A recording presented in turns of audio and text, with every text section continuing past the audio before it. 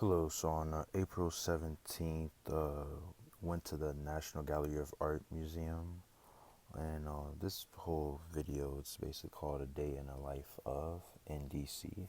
And I had been to plenty of museums, such as the Museum, Holocaust Museum, and visited a whole bunch of other sites in DC.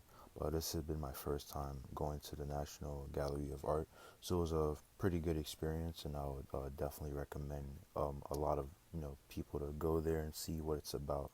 I think they'll enjoy it. So this first painting is by Frank Lobdell. He's an American. He lived from 1921 through 2013, so he recently died. It's about like 5 years ago, but he created this painting on the 27th of May in 1948. It's an oil-based pigment on canvas, and it was a gift to Mr. and Mrs. Gerald D. Cause. And what is interesting about this painting is, yeah, you really can't tell what it is. It's very abstract.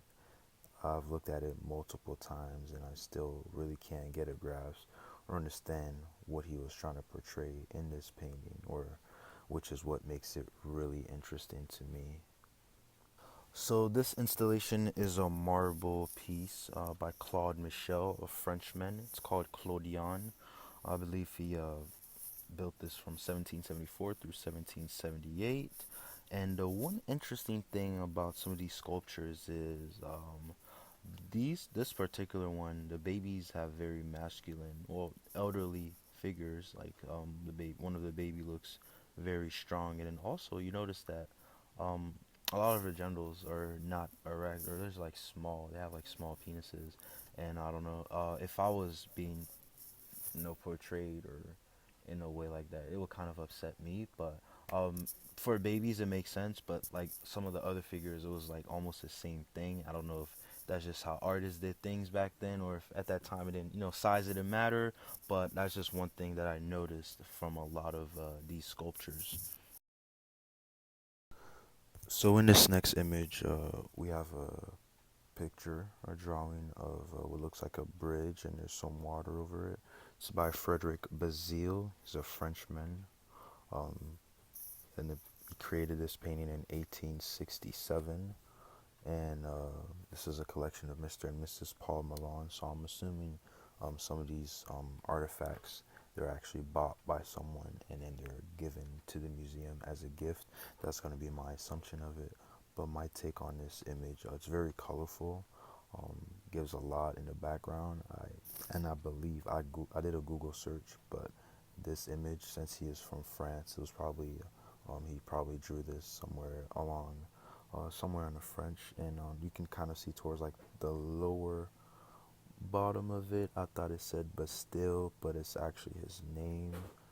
But yeah, it's a very nice image. So in the third image, we have couches, about four green couches, in what looks like it could be a living room, it could be a studio, it can be whatever setting you want it to be. It was created, the artist is Ken Lem, Canadian from Vancouver. Created this in 1956.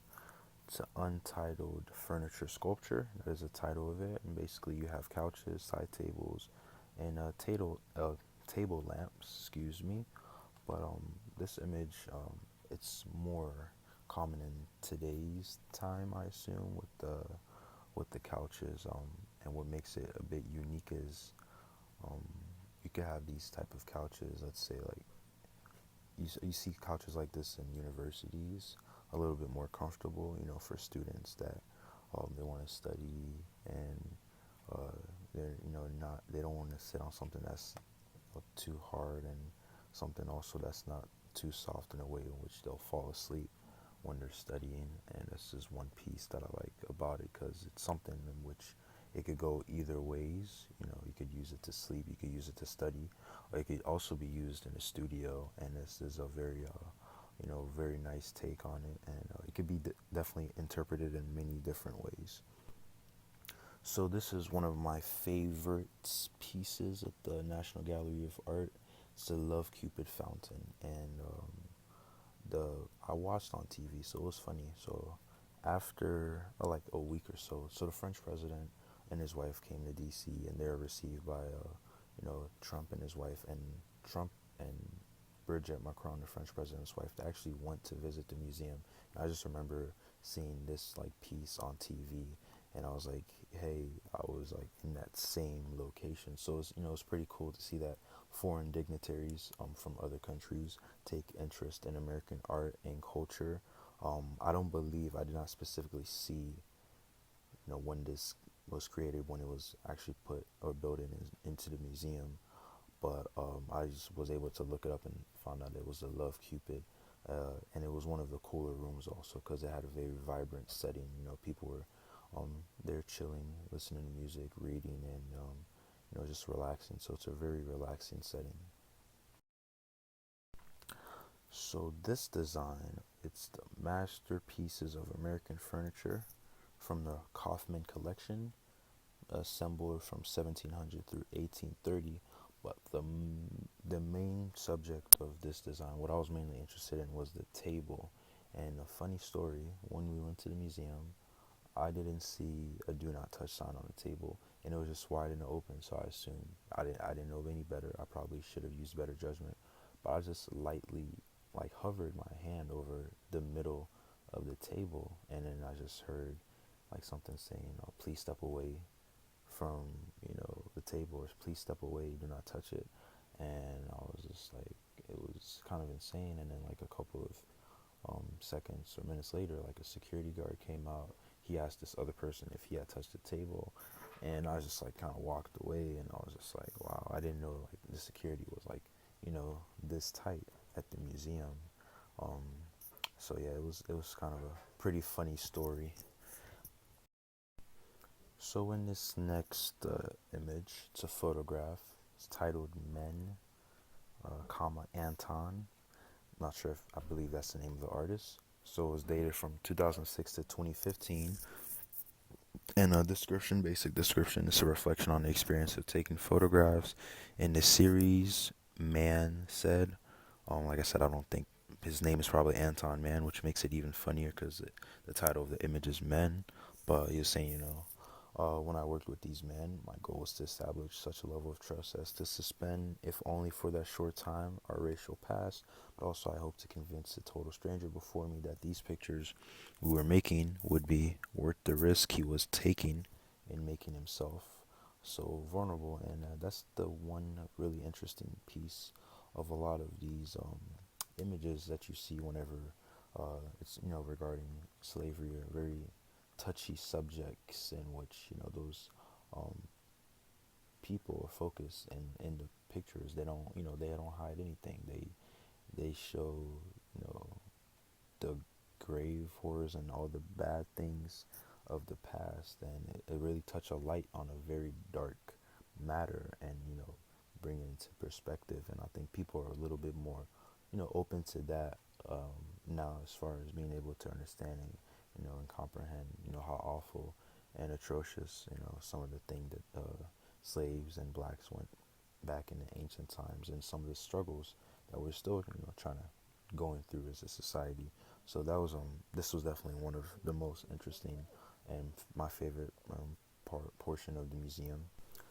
So as I was leaving the museum, I was able to take a picture of art glass pyramids, and they're a very interesting piece of art. I would say it's near the east building, I believe, but I was just in the middle like of the two buildings, and I didn't really get to go up close and look at it.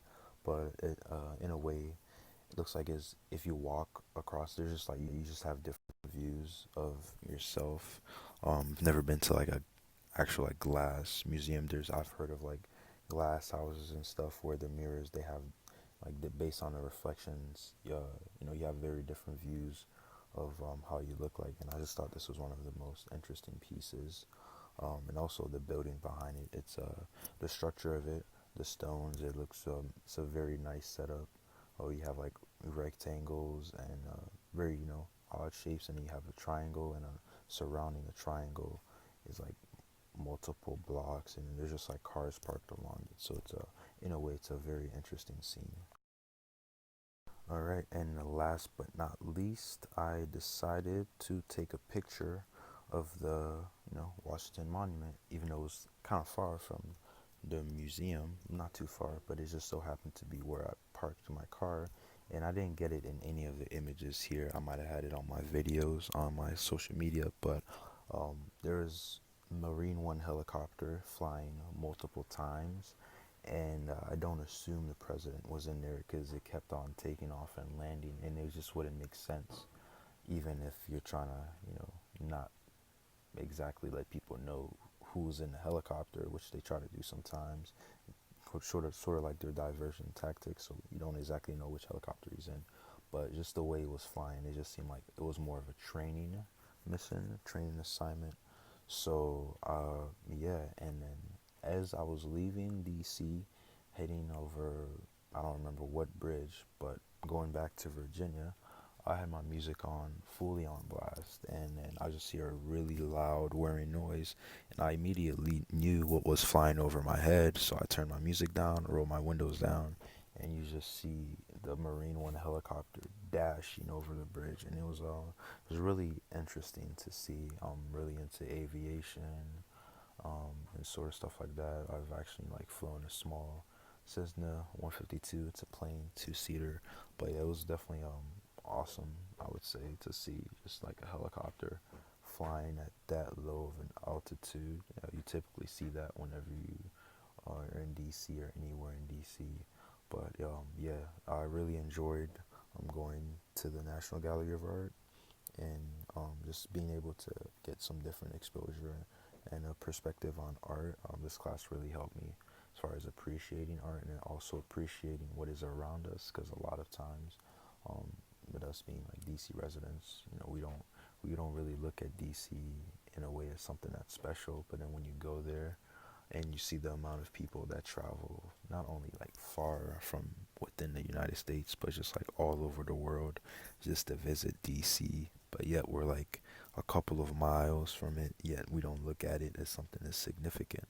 But the fact that DC is viewed as one of the most popular tourist attractions just goes to show how much art, lives and resides in the DC area. So I hope you enjoyed my project, and thank you for a great class.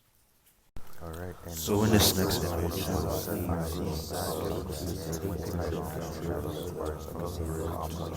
class is outside further extends followers from 2015 and a description, basic description, is a reflection on the experience of taking photographs. In this series, Man said, like I said, I don't think his name is probably Anton Man, which makes it even funnier that the title of the image is Man, but I'm saying, never been to like a actual like glass museum.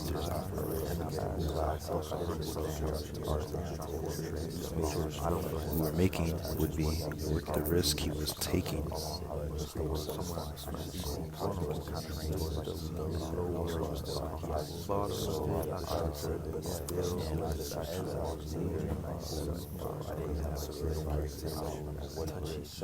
I had my music on fully on.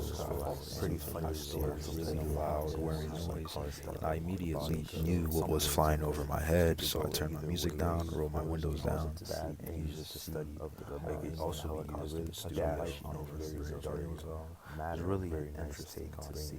Could be definitely be interpreted in many different ways. Open sort of stuff like that. I've actually like flown a small Cessna 152. It's a plane, two-seater, but it was definitely some awesome, I would say, to see just like a helicopter back in flying at that low altitude. You typically see that going through as a society.